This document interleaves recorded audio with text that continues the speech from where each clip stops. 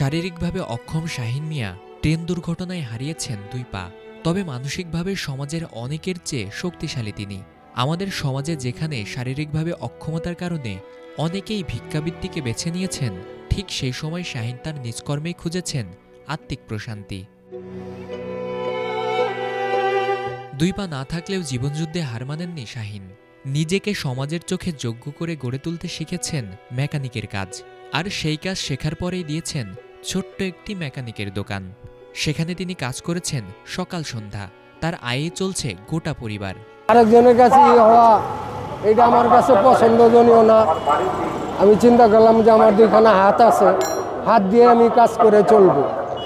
পাওনা দিকে কি হয়েছে, হাত দুটা তো আল্লাহ রাখছে। তখন এই মনের সাবাসে আমি এই কাজে আসি। আসার পরে আল্লাহ তো এই পর্যন্ত চালাইতেছে, চলতেছে। শাহীনের ঘুরে দাঁড়ানোর গল্প যেন সিনেমাকেও হার মানায়।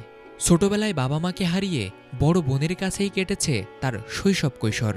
জীবিকার তাগিদে একসময় তিনি হকারির কাজ করতেন। তবে মাত্র 20 বছর বয়সেই ভয়াবহ ট্রেন দুর্ঘটনায় 2 পা হারিয়ে কঠিন বাস্তবতার মুখে পড়েন শাহীন মিয়া। কি করব, কিভাবে বাঁচবো? মা বাপ নাই, সয় সম্পদ নাই। দীর্ঘ 42 বছর ধরে এই কাজ করতেছি।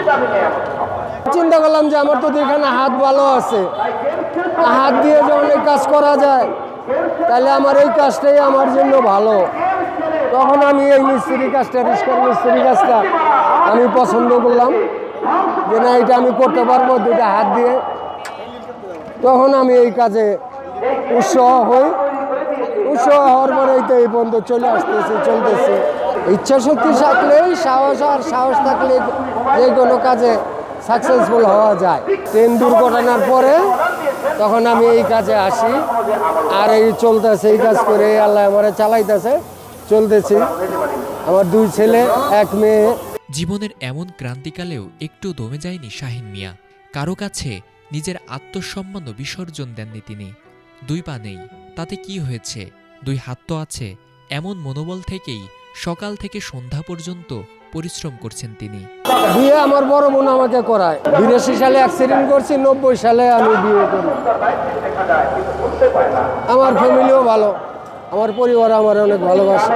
জীবন কখনো কখনো মানুষকে এমন এক মোড়ে এনে দাঁড় করায় যেখানে হাল ছেড়ে দেওয়া ছাড়া আর কোনো পথই খোলা থাকে না।